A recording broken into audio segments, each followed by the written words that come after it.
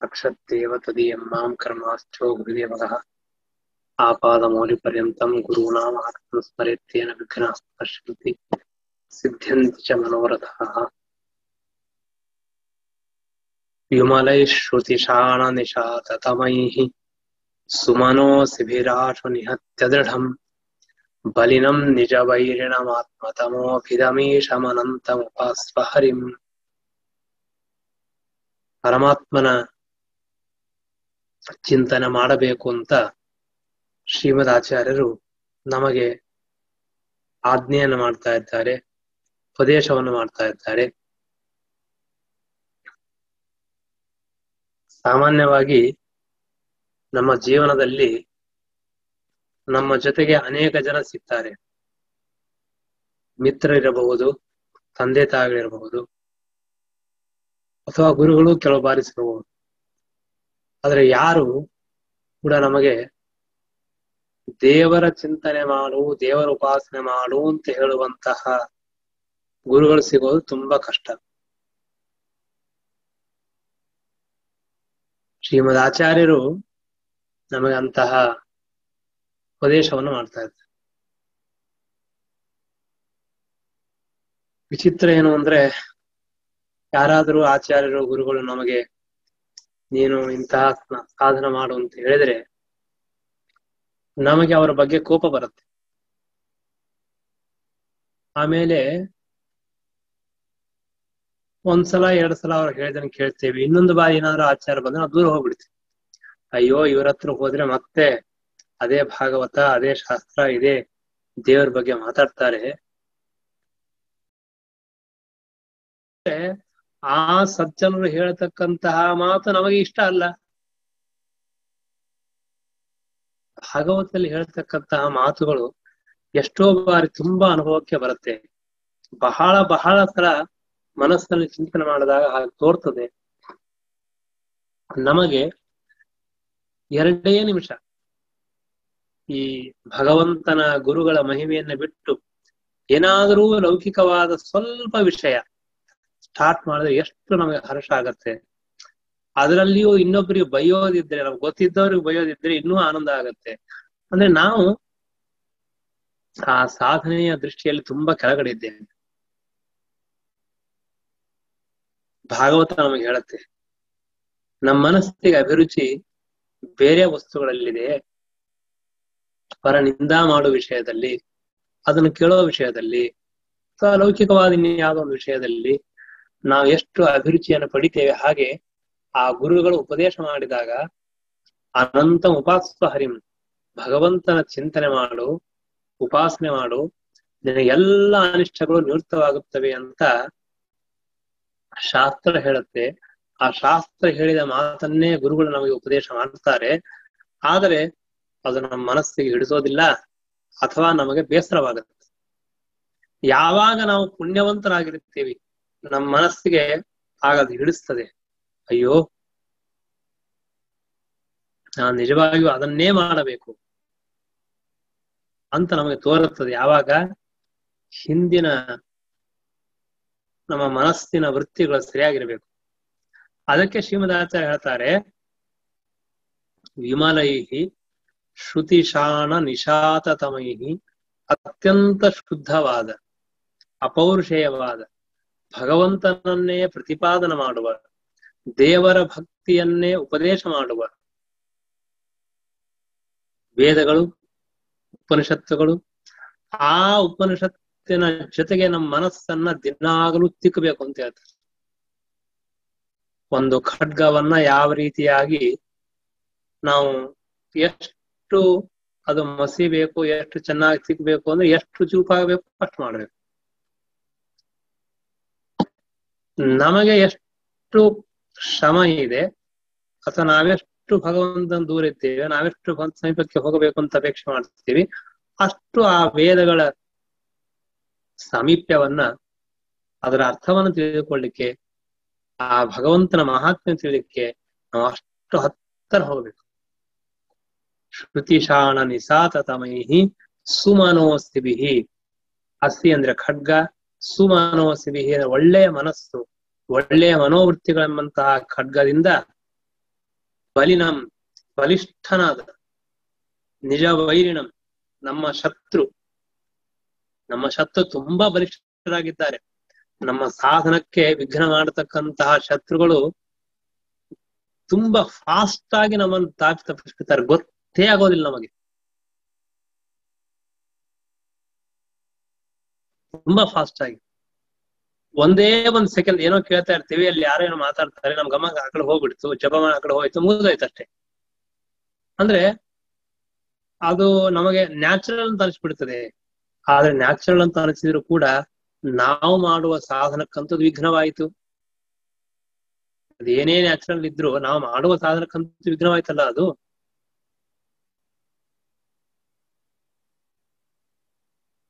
ಬಲಿನಂ ನಿಜ ವೈರಿಣಂ ನಮ್ಮ ಶತ್ರು ತುಂಬಾ ಬಲಿಷ್ಠರಾಗಿದ್ದಾರೆ, ನಮ್ಗೆ ಗೊತ್ತೇ ಮಾಡಿಸಿಕೊಡೋದಿಲ್ಲ. ನಾವು ಅಸತ್ಕರ್ಮ ಅನುಷ್ಠಾನ ಮಾಡ್ತಾ ಇದ್ದೇವೆ, ಶಾಸ್ತ್ರ ಸಿದ್ಧಕರ್ಮ ಅನುಷ್ಠಾನ ಮಾಡ್ತಾ ಇದ್ದೇವೆ ಅಂತ ನೆನಪು ಬರ್ಬೇಕಲ್ಲ, ನೆನಪೇ ಬರಂಗಿಲ್ಲ ನಮಗೆ. ಹಾಗೆ ಮಾಡ್ಬೇಕು. ಈಗ ಉದಾಹರಣೆಗೆ ಹೇಳಬೇಕು ಅಂದ್ರೆ, ನಾವು ಇವತ್ತೇನು ಪಾಪ ಮಾಡಿಲ್ಲ, ಏನ್ ಬೆಳಿಗ್ಗೆ ಊಟ ಮಾಡಿದ್ವಿ, ಮಧ್ಯಾಹ್ನ ಫಲಾರ ಮಾಡಿದ್ವಿ, ಇಲ್ಲ ಮತ್ತೇನೋ ಸಾಯಂಕಾಲ ನಮ್ ಕೆಲಸ ಮಾಡ್ಕೊಂಡು ನಾವ್ ಇದ್ದೀವಿ. ನಾವ್ ಎಲ್ಲಿ ಇಷ್ಟೆಲ್ಲಾ ಒಳ್ಳೆ ಕೆಲಸ ಮಾಡ್ತಾ ಇರುವಾಗ ಎಲ್ಲಿ ಮತ್ತೆ ಪಾಪ ಅದೆಲ್ಲ ಸಂಬಂಧ ಇಲ್ಲ. ನನಗೇನೋ ಒಂದ್ ಕೆಲಸ ಇದೆ, ನಾನು ಒಂದು ವೃತ್ತಿ ಕೆಲಸ ಅದನ್ನ ಮಾಡ್ತೇನೆ, ಮುಗಿದೋಯ್ತು ಅಷ್ಟೇ ಅಂತ ತೋರ್ತದೆ. ಆದರೆ ನಿಜ ನಾವ್ಯಾರು ಹೋಗಿ ಕೈಯಲ್ಲಿ ಪಿಸ್ತೂಲ್ ಹಿಡ್ಕೊಂಡು ಗನ್ ಹಿಡ್ಕೊಂಡು ಯಾರಿಗೂ ಹೊಡೆದು ಅಥವಾ ಅನ್ಯಾಯ ಮಾಡಿ ಅಂತದ್ದೇನು ನಾವು ಮಾಡಿಲ್ಲ, ಅದರಲ್ಲಿ ಏನು ಸಂದೇಹ ಇಲ್ಲ. ಆದರೆ ಹಾಗಲ್ಲದೆ ಇದ್ದರೂ ಕೂಡ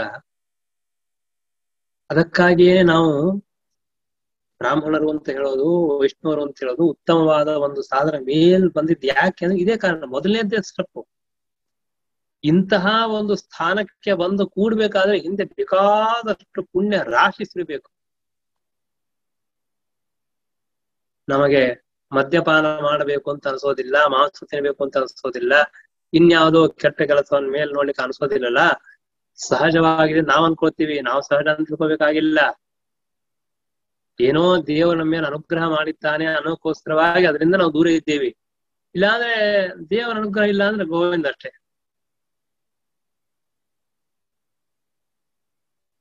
ಅದು ಬಿಟ್ಟು ಹೋಗ್ಬಿಡ್ತದೆ. ಹೀಗಾಗಿ ಇಷ್ಟು ಮೇಲ್ ಬಂದೀವಲ್ಲ ಅಂದ್ರೆ ಬೇರೆ ವ್ಯಕ್ತಿಗಳು ಯಾವ್ದು ಸಹಜವಾಗಿ ಪಾಪಗಳನ್ನ ಮಾಡ್ತಾರೆ, ಅದ್ಯಾವುದು ಮಾಡದೇ ಇರುವಂತಹ ಒಂದು ಅವಕಾಶ ನಮಗೆ ಜಾಸ್ತಿ ಇದೆ. ಬಲಿನಂ ನಿಜ ವೈರಿಣಂ ಆತ್ಮತಮೋಭಿದಂ ಭಗವಂತನ ಜ್ಞಾನಕ್ಕೆ ವಿರೋಧಿ, ನನ್ನ ಜ್ಞಾನಕ್ಕೆ ವಿರೋಧಿ. ನಮಗೆ ಭಗವಂತನ ಜ್ಞಾನ ಬರೋದಿಲ್ಲ, ಭಾಗವತದ ಜ್ಞಾನ ಬರೋದಿಲ್ಲ. ಪ್ರತಿನಿತ್ಯ ಭಾಗವತ ಶ್ರವಣ ಮಾಡಬೇಕು, ಪ್ರತಿನಿತ್ಯ ಗೀತಾ ಶ್ರವಣ ಮಾಡಬೇಕು, ಪ್ರತಿನಿತ್ಯ ನಾವು ಶ್ರೀಮದ್ ಆಚಾರ್ಯ ಗ್ರಂಥ ಶ್ರವಣ ಮಾಡಬೇಕು. ಆದರೆ ಆ ಪ್ರತಿನಿತ್ಯ ಭಾಗವತವನ್ನ ಎಲ್ಲಿ ಹೇಳಿಕ್ಕಾಗತ್ತೆ, ಎಲ್ಲಿ ಕೇಳಕ್ಕಾಗತ್ತೆ? ನಮ್ಮ ಆ ಜನ್ಮದಲ್ಲಿ ಯಾವುದೋ ಒಂದು ಸಮಯ, ಎಷ್ಟು ಅಲ್ಪ ಅಲ್ಪ ಅಲ್ಪ ಸಮಯದಲ್ಲಿ ಮಾತ್ರ ನಾವು ಆ ಭಾಗವತನೋ ಮಹಾಭಾರತನೋ ಬೇರೆ ಗ್ರಂಥಗಳನ್ನ ಶ್ರವಣ ಮಾಡ್ತೀವಿ. ಆ ಶ್ರವಣ ಮಾಡಿದಾಗ ನಮ್ಮ ಮನಸ್ಸಿನಲ್ಲಿ ಆ ಪರಿಣಾಮವಾಗಿ ಅದು ನಾನು ಯಾಕೆ ಮಾತಾಡ್ತೇನೆ, ಭಗವಂತನ ಜ್ಞಾನಕ್ಕೆ ವಿರೋಧಿಯಾದ ಶತ್ರುಗಳಿವು. ಯಾವುದು? ನಮಗೇನು ಕೇಳಿಕ್ ಆಗದೆ ಇರೋದು.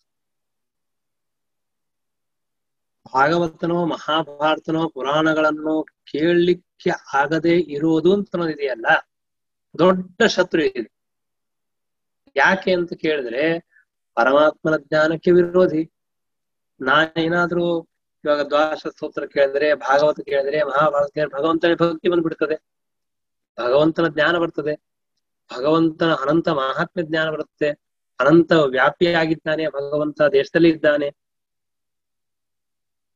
ಆ ಪರಮಾತ್ಮನೇ ನಾನಾ ವಿಧವಾದ ವ್ಯಾಪಾರಗಳನ್ನು ಮಾಡಿಸ್ತಾನೆ, ಸರ್ವನಿಯಾಮಕನಾಗಿದ್ದಾನೆ ಇತ್ಯಾದಿಯಾಗಿ ಶಾಸ್ತ್ರಗಳು ಹೇಳಿದಾಗ ನಮಗೇನೋ ಮನಸ್ಸಿನಲ್ಲಿ ಸ್ವಲ್ಪ ತೋರುತ್ತೇವೋ ಪರಮಾತ್ಮನಿಗೆ ಇಂತಹ ಅಪಾರವಾದ ಮಹಿಮೆ ಇದೆ ಅಂತನ್ನೋ ಪರಿಚಯ ನಮಗೆ ಜ್ಞಾನ ಈ ಭಾಗವತಾದಿಗಳನ್ನು ಕೇಳಿದಾಗ ಮತ್ತೆ ಮತ್ತೆ ಬರ್ತದೆ, ಮರೆಯೋದು ಮನುಷ್ಯನ ಸ್ವಭಾವ. ಆದರೆ ಕೇಳಿದ ಹಾಗೆ ಅದು ಹೆಚ್ಚೆಚ್ಚು ನಮಗೆ ಬರ್ತದೆ, ನೆನಪು ಬರ್ತದೆ. ಇವತ್ತು ಸಾಯಂಕಾಲ ನಾವು 8 ಗಂಟೆಗೆ 8:15 ಪರಮಾತ್ಮ ಗುಣಪೂರ್ಣ ದೋಷ ದೂರ ಅಂತ ನಾವು ಕೇಳಿದಾಗ ಸಾಯಂಕಾಲ ಮಲಗುವಾಗ, ಇಲ್ಲ ಬೆಳಗ್ಗೆ ಏಳುವಾಗ, ಇಲ್ಲ ಅದೊಂದು ಪೂಜೆ ಮಾಡುವಾಗ, ಇಲ್ಲ ದೇವರಿಗೆ ಶಾಲಿಗ್ರಾಮ ಅಭಿಷೇಕ ಮಾಡುವಾಗ, ನೈವೇದ್ಯ ಮಾಡುವ ಎಲ್ಲೋ ಒಂದು ಕಡೆಗೆ ಒಂದು ಬಾರಿ ಆದ್ರೂ ನಮಗೆ ಆ ಭಗವಂತನ ಸ್ಮರಣೆ ಬರುವಂತಹ ಒಂದು ಅವಕಾಶ ಉಂಟು, ಚಾನ್ಸ್ ಇದೆ.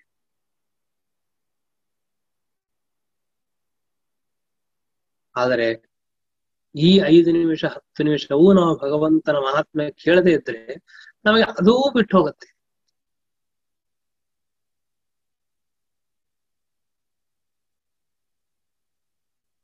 ಯಾಕೆ ಅಂದ್ರೆ ಆ ವೈರಿಗಳು ಬಲಿನಂ ನಿಜವೈರಿಣಂ ಆತ್ಮತಮೋಭಿದಂ, ಭಗವಂತನ ಜ್ಞಾನಕ್ಕೆ ವಿರೋಧಿಯಾದ, ನನ್ನ ಜ್ಞಾನಕ್ಕೆ ವಿರೋಧಿಯಾದ ಬಲಿಷ್ಠವಾದ ಶತ್ರು ನಮ್ಮ ಜೊತೆಗಿದ್ದ. ಅತಿ ಬಲಿಷ್ಠವಾದ ಶತ್ರು ಅದು. ತಮೋಗುಣ, ರಜೋಗುಣ, ಸತ್ವಗುಣ ಇವುಗಳಿಂದ ಕೂಡಿದ ಈ ಪದಾರ್ಥಗಳಿರಬಹುದು, ಅಥವಾ ನಮ್ಮ ದೇಹ ಇರಬಹುದು, ನಮ್ಮ ಇಂದ್ರಿಯ ಇರಬಹುದು, ನಮ್ಮ ಮನಸ್ಸಿರಬಹುದು.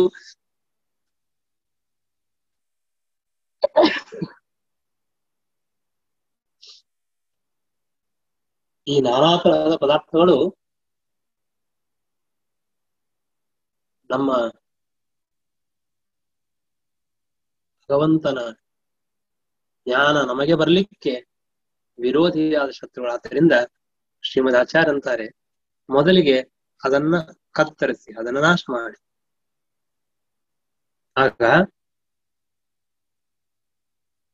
ಹಾಗಾದ್ರೆ ಶಾಸ್ತ್ರದಿಂದಲೇನೆ ಎಲ್ಲಾ ಅಜ್ಞಾನ ಬಂದ್ಬಿಡುತ್ತ, ನಾಶವಾಗಿ ಬಿಡುತ್ತ. ಅಜ್ಞಾನ ಅಂದ್ರೆ ಕೇವಲ ಶಾಸ್ತ್ರ ನಡೆಯೋದಿಲ್ಲ. ಆತ್ಮತಮೋಭಿದಂ ಹರಿಂ ಈಗೂ ಒಂದು ಅರ್ಥ ಮಾಡ್ತಾರೆ. ನಿಜವಾಗಿಯೂ ನಮ್ಮ ಅಜ್ಞಾನವನ್ನು ಪರಿಹಾರ ಮಾಡುವವನು ಹರಿ ನಾರಾಯಣನೇ, ವಿಷ್ಣುವೇ.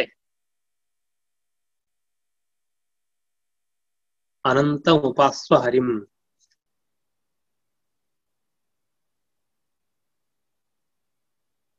ಈಶಂ ಅನಂತ ಉಪಾಸ್ವ ಹರಿಂ. ಆ ಭಗವಂತ ಈಶ ಅಂದ್ರೆ ನಿಯಾಮಕ, ಸಮರ್ಥ. ಯಾವುದಕ್ಕೆ ಭಗವಂತ ಸಮರ್ಥನಾಗಿದ್ದಾನೆ, ನಿಯಾಮಕನಾಗಿದ್ದಾನೆ ಅಂತಂದ್ರೆ ನಮ್ಮ ಅಜ್ಞಾನವನ್ನು ಪರಿಹಾರ ಮಾಡಲು ಸಮರ್ಥನಾಗಿದ್ದಾನೆ. ಭಗವಂತನ ಜ್ಞಾನ ಬರದೆ ಇರ್ಲಿಕ್ಕೆ ಯಾವ ಶತ್ರುಗಳೋ ಯಾವ ವಿರೋಧಿಗಳೋ ಅವರನ್ನು ನಾಶ ಮಾಡುವ ಶಕ್ತಿಯನ್ನ ಭಗವಂತ ಪಡೆದಿದ್ದಾನೆ. ಹೀಗಾಗಿ ಆತ್ಮತಮೋಭಿದಂ, ಮಳೆ ಬರ್ತಾ ಇದೆ, ಬಹಳಷ್ಟು ಏನೇನೋ ಶ್ರಮಗಳಿರುತ್ತೆ. ನಮಗೆ ಮಳೆ ಬಂದಾಗ ಏನು ದೇವ್ರ ಪೂಜೆ ಮಾಡೋದು, ಮಳೆಯಲ್ಲೇನು ಭಗವಂತನ ಸ್ಮರಣೆ ಮಾಡೋದು, ತುಂಬಾ ಕಷ್ಟ. ಅದೆಲ್ಲ ಎಲ್ಲ ಆರಾಮಾಗಿದ್ರೆ ಮಾಡಬಹುದು ಅಂತ ತೋರ್ತದೆ. ಆದರೆ ಅದು ಸರಿಯಲ್ಲ. ಯಾವುದೇ ದೇಶ ಇರಬಹುದು, ಯಾವುದೇ ಕಾಲ ಇರಬಹುದು, ಯಾವುದೇ ತರದ ಪ್ರಸಂಗಗಳಿರಬಹುದು, ಈ ಎಲ್ಲ ಅವಕಾಶವನ್ನು ಕೊಟ್ಟವನು ಪರಮಾತ್ಮನೇ. ಭಗವಂತನೇ ನಮಗೆ ಮಳೆಯನ್ನು ಕೊಟ್ಟವನು, ಬಿಸಿಲನ್ನು ಕೊಟ್ಟವನು, ಚಳಿಯನ್ನು ಕೊಟ್ಟವನು. ಹೀಗಾಗಿ ದೇವರ ಸಂಕಲ್ಪದಂತೆ ನಡೆಯುವಂತಹ ಈ ದೊಡ್ಡದಾಗಿರತಕ್ಕಂತಹ ಜಗತ್ ಚಕ್ರದ ಒಂದೇನು ಸಂಚಾರ ಇದೆ, ವರ್ತನೆ ಇದೆ, ಚಕ್ರ ಓಡ್ತಾ ಇದೆ. ಅದರಲ್ಲಿ ನಾವು ಭಾಗಿಗಳಾಗಿರ್ತೇವೆ ಅಷ್ಟೇ ಹೊರತಾಗಿ ಅದಕ್ಕಿಂತಲೂ ಹೆಚ್ಚೇನು ನಮ್ಮ ವ್ಯಾಪಾರ ಇರೋದಿಲ್ಲ. ಹೀಗಾಗಿ ನಾವು ಭಗವಂತನನ್ನ ಕೇಳುವುದು ಅಥವಾ ಭಗವಂತನ ತಿಳಿಯೋದು ಹೇಗೆ? ಆತ್ಮತಮೋಭಿದಂ. ಆತ್ಮತಮೋಭಿದಂ ಅಂದ್ರೆ ಭಗವಂತನ ಅಜ್ಞಾನ ನಮಗಿದೆ. ಆ ಭಗವಂತನ ಅಜ್ಞಾನವನ್ನು ಯಾರು ನಾಶ ಮಾಡ್ಬೇಕು? ದೇವರೇ ನಾಶ ಮಾಡ್ಬೇಕು. ದೇವರ ಬಗ್ಗೆ ಬರುವಂತಹ ಅಜ್ಞಾನ, ಆ ಭಗವಂತನ ಬಗ್ಗೆ ಇರತಕ್ಕಂತಹ ಸಂಶಯ, ಅವುಗಳನ್ನ ಯಾರು ಪರಿಹಾರ ಮಾಡ್ತಾರೆ ಅಥವಾ ಪರಿಹಾರ ಮಾಡಬೇಕು, ಪರಿಹಾರ ಮಾಡಲು ಸಮರ್ಥನಾದ ವ್ಯಕ್ತಿ ಅಂದ್ರೆ ನಾರಾಯಣನೇ, ವಿಷ್ಣುವೇ. ಹೀಗಾಗಿ ಆತ್ಮತಮೋಭಿಧಂ,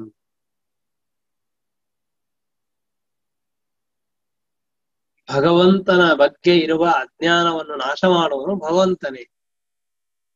ಅಷ್ಟೇ ಅಲ್ಲ, ಆತ್ಮತಮೋಭಿಧಂ ಅಂದ್ರೆ ನನ್ನ ಬಗ್ಗೆ ನನಗೆ ಜ್ಞಾನ ಇಲ್ಲ, ನನ್ನ ಬಗ್ಗೆ ನನಗೆ ಜ್ಞಾನವನ್ನು ಕೊಡುವನೂ ಪರಮಾತ್ಮನೇ. ಆತ್ಮ ಅಂದ್ರೆ ಸ್ವಾತ್ಮ, ಆತ್ಮ ಅಂದ್ರೆ ಪರಮಾತ್ಮ. ಅವರಿಬ್ಬರ ಬಗ್ಗೆ ಇರತಕ್ಕಂತಹ ಅಜ್ಞಾನವನ್ನು ನಾಶ ಮಾಡುವ ಸಾಮರ್ಥ್ಯ ಹೊಂದಿದವನು ಭಗವಂತ ನಾರಾಯಣ. ಶ್ರೀಮದ್ ಆಚಾರ್ಯರು ಹೇಳಿದ ವಿಷಯವನ್ನು ಸಮರ್ಥನೆ ಮಾಡ್ತಾ ಇರುವಾಗ ಟೀಕಾಕೃತ್ಪಾದರು ಒಂದು ಮಾತನ್ನು ಹೇಳ್ತಾರೆ. ಸುಧಾದಲ್ಲಿ ಹೇಳೋ ಒಂದು ಮಾತನ್ನು ಹೇಳ್ತಾರೆ. ಇವಾಗ ಇಲ್ಲಿ ಬಂತಲ್ಲ, ವೇದಗಳ ಅಧ್ಯಯನ ಮಾಡಿದ್ರೆ ಜ್ಞಾನ ಬರುತ್ತೆ, ಆ ಜ್ಞಾನದಿಂದ ಈ ಸಂಸಾರದ ವೃಕ್ಷವನ್ನ, ಅಜ್ಞಾನವನ್ನ ನಾಶ ಮಾಡ್ತೀರಿ ಅಂತ. ಹಾಗಾದ್ರೆ ವೇದ ಓದಿಬಿಟ್ರೆ, ಶಾಸ್ತ್ರ ಓದಿಬಿಟ್ರೆ, ಜ್ಞಾನ ಬಂದುಬಿಟ್ರೆ ಸಂಸಾರ ಹೋಗುತ್ತಾ? ಹೋಗೋದಿಲ್ಲ ಅಂತ ಟೀಕಾರರಂತಾರೆ. ಆ ವೇದಗಳಲ್ಲಿ, ಶಾಸ್ತ್ರಗಳಲ್ಲಿ ಬರುವಂತಹ ಜ್ಞಾನದಲ್ಲಿ ಪರಮಾತ್ಮನೇ ತಾನಿದ್ದು ಆ ಕಾರ್ಯವನ್ನು ಮಾಡಿಸ್ತಾನೆ.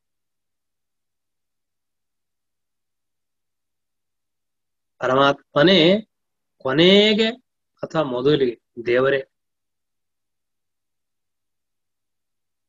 ನಾವು ಇವತ್ತು ಒಂದು ಪ್ರವಚನವನ್ನು ಹೇಳ್ತೇವೆ ಅಥವಾ ಪಾಠ ಹೇಳ್ತೇವೆ, ನೀವು ಕೇಳ್ತೀರಿ ಅಂತಂದ್ರೆ ಇದೆಲ್ಲ ಭಗವಂತನ ಸಂಕಲ್ಪ. ದೇವರೇ ನಮ್ಮ ಮನಸ್ಸು, ನಮ್ಮ ಇಂದ್ರಿಯ, ನಮ್ಮ ಬುದ್ಧಿ ಎಲ್ಲರಲ್ಲಿದ್ದು ಎಲ್ಲಾ ಜಡ ವಸ್ತುಗಳು ಪ್ರೇರಕನಾಗಿದ್ದು ಆ ಪರಮಾತ್ಮ ಆ ಅಜ್ಞಾನವನ್ನು ಪರಿಹಾರ ಮಾಡಿ ಸ್ವಲ್ಪವಾದರೂ ಭಗವಂತನ ಜ್ಞಾನ ಕೊಟ್ಟು ನಮಗೆ ಭಗವಂತನ ಉಪಾಸನೆ ಮಾಡುವಂತೆ ಮಾಡಿಸ್ತಾನೆ. ನಾವು ಪ್ರತಿನಿತ್ಯ ಭಗವಂತನ ಚಿಂತನೆ ಮಾಡಬೇಕು, ದೇವರ ಆರಾಧನೆ ಮಾಡಬೇಕು. ಕೃಷ್ಣ, ನಾರಾಯಣ, ವೇದವ್ಯಾಸ, ವಾಸುದೇವ, ಹಯಗ್ರೀವ, ಧನ್ವಂತರಿ, ಎಷ್ಟು ಭಗವಂತನ ಅವತಾರಗಳಿದೆ. ಶ್ರೀಮದಾಚಾರ್ಯ ಅತ್ಯದ್ಭುತವಾಗಿ ಆ ಭಗವಂತನ ಮಹಾತ್ಮ್ಯವನ್ನು ಹೇಳಿಕೊಟ್ಟಿದ್ದಾರೆ. ಸ್ವಯಂ ಇದೆ ನಮಗೆ ತೋರಿಸಿಕೊಟ್ಟಿದ್ದಾರೆ.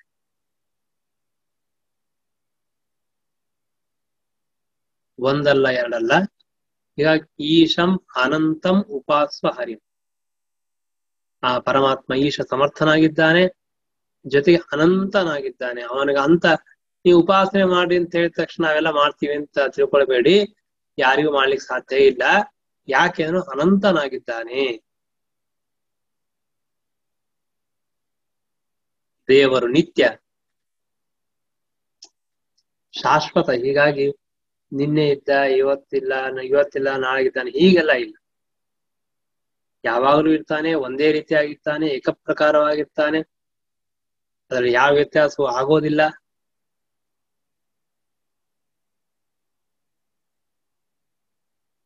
ನಮಗೆಲ್ಲ ಗೊತ್ತು, ಭಗವಂತನ ಉಪಾಸನೆ ಮಾಡಿದ್ರೆ, ಸ್ಮರಣೆ ಮಾಡಿದ್ರೆ ನಮ್ಮ ಎಲ್ಲ ಕಷ್ಟಗಳು ದೂರವಾಗುತ್ತೆ ಅಂತ ಗೊತ್ತು.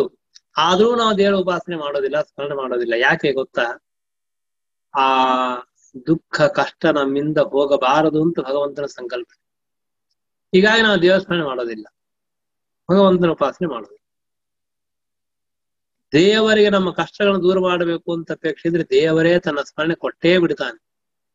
ನಾವು ದೇವರ ಸ್ಮರಣೆ ಮಾಡಿಬಿಡ್ತೀವಿ, ಗುರುಗಳು ಸಿಗ್ತಾರೆ, ಉಪದೇಶ ಮಾಡ್ತಾರೆ, ಭಗವಂತನ ಜ್ಞಾನ ಬರ್ತದೆ, ನಮಗೆ ಎಲ್ಲ ಅನಿಷ್ಟಗಳು ಪರಿಹಾರವಾಗಿ ಇಷ್ಟಾರ್ಥಗಳು ಸಿದ್ಧವಾಗಿಬಿಡ್ತದೆ.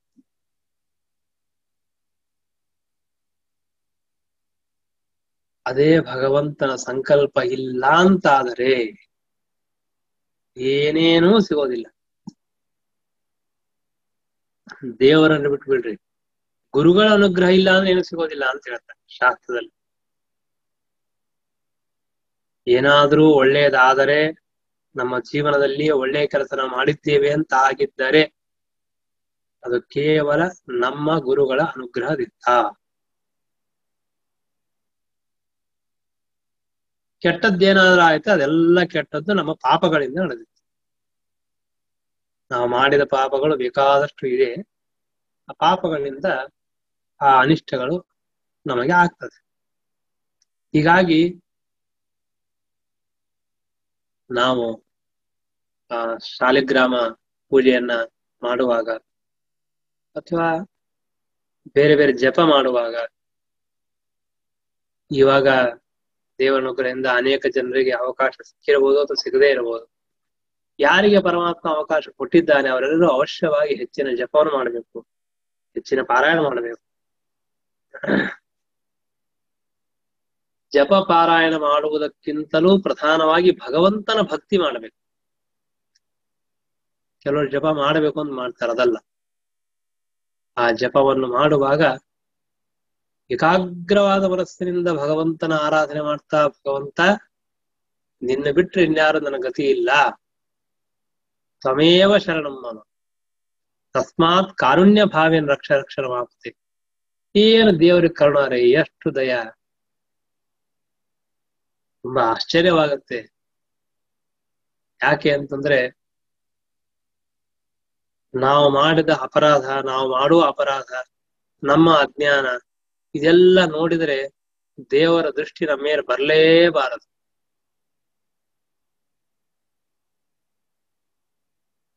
ಮೊದಲನೇದು ದೇವರ ಬಗ್ಗೆ ಪರಿಚಯ ಇಲ್ಲ, ದೇವರ ಜ್ಞಾನ ತುಂಬಾ ಕಡಿಮೆ ಇದೆ. ಇಷ್ಟಾಗಿ ನಾವು ಭಗವಂತನ ಸ್ತೋತ್ರ ಮಾಡೋದಿಲ್ಲ, ಭಗವಂತನ ಉಪಕಾರ ಸ್ಮರಣೆ ಮಾಡುವುದಿಲ್ಲ. ಇಷ್ಟೆಲ್ಲಾ ಇದ್ರೂ ಕೂಡ ಪರಮಾತ್ಮ ಮತ್ತೆ ಪುನಃ ನಮ್ಮ ಮೇಲೆ ಅನುಗ್ರಹ ಮಾಡ್ತಾನೆ, ದಯ ಮಾಡ್ತಾನೆ. ಪರವಾಗಿಲ್ಲ, ಯಾವತ್ತಾದ್ರೂ ಒಂದ್ಸಲ ಆದ್ರೂ ನನ್ನ ಸ್ಮರಣೆ ಮಾಡಿ, ನನ್ನ ಚಿಂತನ ಮಾಡಿ, ಶಾಸ್ತ್ರಗಳ ಧ್ಯಾನ ಮಾಡಿಕೊಳ್ಳಿ, ನನ್ನ ಮೇಲೆ ಅನುಗ್ರಹ ಮಾಡ್ತೇನೆ ಅಂತ ಹೇಳ್ತಾನೆ ದೇವರು. ಇಷ್ಟು ದೊಡ್ಡದಾಗಿರ್ತಕ್ಕಂತಹ ಅನುಗ್ರಹವನ್ನು ಮಾಡುವ, ದಯೆಯನ್ನು ಮಾಡುವ ಒಂದು ಔದಾರ್ಯ ಭಗವಂತನಲ್ಲಿ ಉಂಟು. ಆದ್ದರಿಂದಲೇ ಶ್ರೀಮದಾಚಾರ್ಯರು ಈಶಂ ಅನಂತಂ ಉಪಾಸ್ವ ಹರಿಂ, ಹರಿ ಪರಮಾತ್ಮ ನಮ್ಮ ಎಲ್ಲ ಪಾಪಗಳನ್ನ ಪರಿಹಾರ ಮಾಡ್ತಾನೆ. ಎಲ್ಲ ಭಕ್ತರ ಮನಸ್ಸಿನಲ್ಲಿ, ಹೃದಯದಲ್ಲಿ ಭಗವಂತ ಬಂದು ವಾಸ ಮಾಡ್ತಾನೆ. ಅದನ್ನೇ ಭಗವಂತನೇ ಹರಿ ಅಂತ ಕರೀತಾರೆ. ಹರಿ ಅಂತ ಯಾಕೆ ಅಂತ ಕೇಳಿದ್ರೆ, ಎಲ್ಲರನ್ನು ಆಹ್ಯತೆ ಬಾಬಾ ಅಂತ ನಾವು ಕರಿತೀವಿ, ಅವರು ಕರಿತೀವಿ. ಎಲ್ಲರ ಯಾರು ಕರೆದ್ರು ದೇವರ ಹತ್ರ ಹೋಗ್ತಾನೆ. ಎಲ್ಲರ ಮನೆಯಲ್ಲಿ, ಎಲ್ಲರ ಮನಸ್ಸಿನಲ್ಲಿ ಭಗವಂತ ಕರೆದಾಗ ಬಂದು ನಿಲ್ಲುತ್ತಾನೆ. ಆದ್ರಿಂದ ಪರಮಾತ್ಮಗೆ ಹರಿ ಅಂತ ಕರೀತಾರೆ.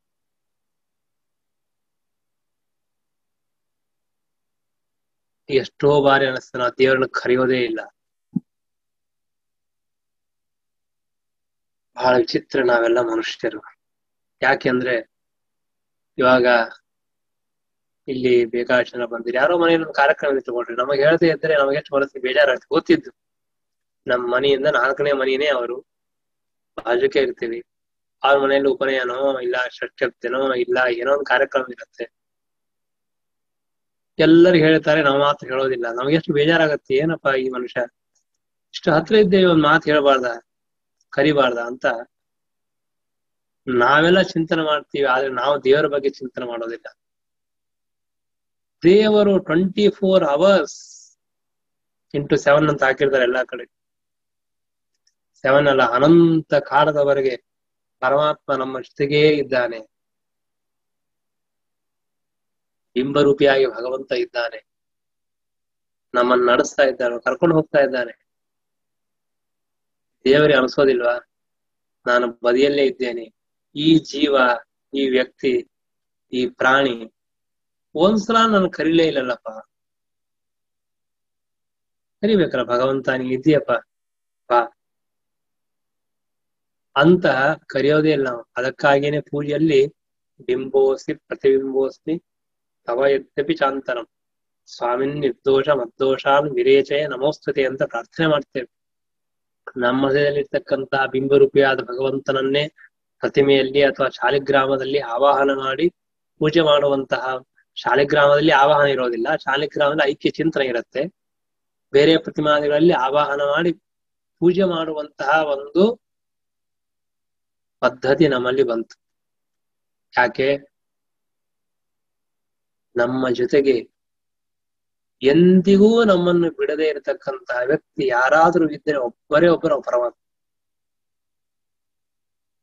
ಅಂತಹ ಭಗವಂತನ ನಿರಂತರವಾದ ಉಪಾಸನೆ ಮಾಡತಕ್ಕಂತಹ ಸೌಭಾಗ್ಯವನ್ನ ಆ ಒಳಗಿದ್ದ ಭಗವಂತನೇ ಅದ್ಭುತವಾಗಿ ಪ್ರಕಾಶ ಸ್ವರೂಪನಾಗಿದ್ದಾನೆ. ಅದರಿಂದಾಗಿ ನಮ್ಮ ಹೃದಯ ಮಂದಿರದಲ್ಲಿ ದೊಡ್ಡದಾಗಿರ್ತಕ್ಕಂತಹ ಪ್ರಕಾಶವನ್ನ ಕೊಟ್ಟು ನಮ್ಮ ಅಜ್ಞಾನವನ್ನ, ವಿಪರೀತ ಜ್ಞಾನ, ಸಂಶಯವನ್ನ ಓಡಿಸಿ ಆ ಭಗವಂತನ ಉಪಾಸನೆ ಮಾಡಿರಲಿ ಎಂಬುದಾಗಿ ಪ್ರಾರ್ಥನೆ ಮಾಡೋಣ.